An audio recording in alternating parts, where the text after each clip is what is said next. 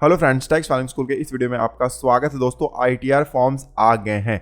Online forms अभी नहीं आए हैं, लेकिन ऑफलाइन फॉर्म्स आ गए हैं, यूटिलिटी आ गया है। अगर आईटीआर 1, आईटीआर 4 ऑफलाइन यूटिलिटी में किस तरीके से फाइल करना है उसका डेमो चाहिए तो आप नीचे कमेंट करके जरूर बताइएगा। फिलहाल इस वीडियो में आगे बढ़ेंगे और जल्दी से देखते हैं कि आईटीआर फॉर्म में क्या क्या चेंजेस हुआ है। अब आप सवाल पूछेंगे कि ऑफलाइन यूटिलिटी का चेंजेस देख के क्या फायदा, हमें तो ऑनलाइन भरना है। ध्यान देना है, ऑफलाइन यूटिलिटी आपको जैसे दिखाई देगा उसी सेम तरीके से आपको ऑनलाइन यूटिलिटी भी दिखाई देगा। होम पेज पर आप जाते हो, यहाँ पर डाउनलोड का एक ऑप्शन दिखाई देता है, इस पर आपको क्लिक करना होता है और इस तरीके से देखिए यहाँ पर असेसमेंट ईयर 2022-23 दिखाई दे रहा है।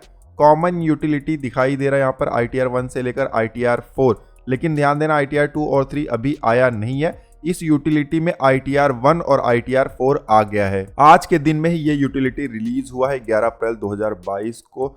फिलहाल तो 12 तारीख हो गया है, रात के 2:30 बज रहे हैं। आज रिलीज हुआ है। अब देखते हैं कि ये फॉर्म होता कैसे, मैंने भी अभी तक देखा नहीं हुआ है। ठीक है, तो डाउनलोड इसको आपको करना है तो यूटिलिटी का ऑप्शन यहाँ दिखाई दे रहा है, इस पर क्लिक कर लीजिएगा। जिप फाइल डाउनलोड हो जाता है, मैंने ऑलरेडी डाउनलोड करके रख लिया हुआ है। ठीक है, जल्दी जल्दी आगे बढ़ाते जाएंगे क्योंकि जहाँ पर चेंजेस हुए हैं उनको ही हम देखेंगे। जो चेंजेस नहीं हुए हैं उनको देखने का कोई फायदा नहीं, ऑलरेडी हमने देख लिया हुआ है उन सबको। ठीक है, तो फाइल को एक्सट्रैक्ट कर लेंगे, एप्लीकेशन को हम ओपन कर लेंगे।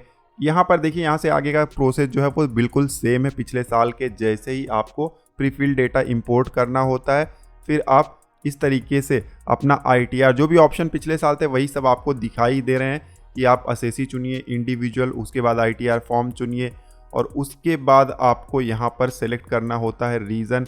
फिर इस तरीके से आपको फॉर्म आ जाता है। सबसे पहले आईटीआर 1 देखेंगे, उसके बाद आईटीआर 4 देखेंगे। अब यहाँ पर टैब वाइज आपको डिटेल इंटर करना होता है। पर्सनल डिटेल सबसे पहले है, यहाँ पर कुछ चेंजेस है या नहीं जल्दी से हम देख लेते हैं। ध्यान देना है, आईटीआर फाइल करने का कंप्लीट वीडियो हम बनाने वाले हैं अपने इस चैनल पर। फिलहाल ये हम सिर्फ फॉर्म चेक कर रहे हैं। ठीक है, तो चैनल को आपने सब्सक्राइब नहीं किया हुआ है तो जरूर सब्सक्राइब कर लीजिएगा। जल्दी आपको बहुत सारे वीडियोस मिल जाएंगे आईटीआर फाइलिंग से रिलेटेड। पर्सनल डिटेल वाले पेज में कुछ भी चेंजेस नहीं है, पिछले साल के जैसे ही है, सेम टू सेम। अब ग्रॉस टोटल इनकम वाला टैब भी हम देख लेते हैं। सबसे पहले सैलरी को देख लेते हैं।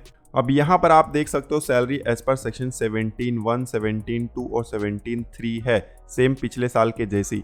लेकिन अब इसको एआईएस से भी मैच करना होगा। पिछली बार क्या हुआ था कि काफ़ी लोगों ने अपना एआईएस चेक नहीं किया हुआ था, जिसकी वजह से काफ़ी लोगों का रिटर्न डिफेक्टिव घोषित कर दिया गया, काफ़ी लोगों को रिटर्न रिवाइज करना पड़ा। तो इस बार इसलिए पहले से ही बता दिया गया है कि भाई एआईएस भी चेक कर लेना। तो एआईएस भी अब बहुत ज़्यादा इंपॉर्टेंट हो गया है। कैसे ये सब काम करेगा उसके बारे में हम जब डिटेल वीडियो बनाएंगे तो कवर कर लेंगे। उसके बाद नीचे देखिए, income from retirement benefit account maintain in a notified country under section 89A। Income form जब नोटिफाई किया गया था तो वहां पर ये चेंज के बारे में हमने बात भी किया हुआ था। तो रिटायरमेंट बेनिफिट अकाउंट है अगर दूसरी कंट्री में तो आपको कंट्री सेलेक्ट कर लेना है। ठीक है, कंट्री सेलेक्ट करने के बाद अमाउंट आपको यहाँ पर इंटर करना होगा, डिटेल देना होगा। ठीक है, उसके अलावा यहाँ पर income from retirement benefit account maintain in a country other than notified country under section 89A।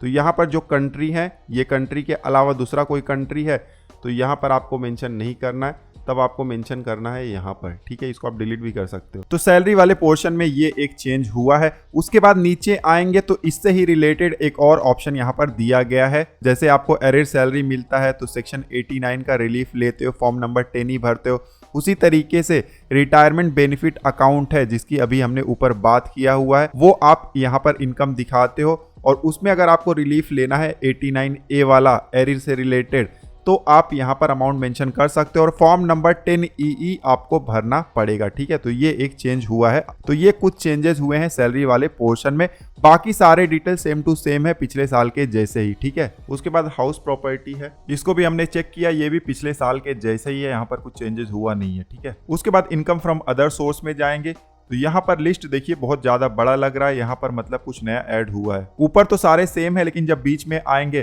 तो रिटायरमेंट अकाउंट बेनिफिट वाला ऑप्शन यहाँ पर भी है। सैलरी में भी था, अदर सोर्स में भी ये ऑप्शन दे दिया गया है। इसको चूज करेंगे तो कंट्री भी आपको यहाँ पर मेंशन करना होगा। ठीक है, और अगर इन कंट्री के अलावा दूसरा कोई कंट्री है तो यहाँ पर उसका ऑप्शन भी दिया गया है। ठीक है, इस तरीके से आप मेंशन कर सकते हो। उसके बाद नीचे आएंगे तो यहाँ पर 3-4 ऑप्शन और दिए गए हैं। पीएफ कंट्रीब्यूशन पर जो इंटरेस्ट मिलता है उससे रिलेटेड रूल चेंज हुए हैं। पीएफ से रिलेटेड ऑलरेडी हमने पिछले वीडियो में बताया हुआ था, ठीक है। तो इनकम फ्रॉम अदर सोर्स में बहुत सारे नए ऑप्शंस ऐड किए गए हैं। उसके अलावा total deduction, tax paid, total tax liability वाला जो टैब है वो सेम पिछले साल जैसा ही है, कुछ भी चेंज उसमें हुआ नहीं है, ठीक है।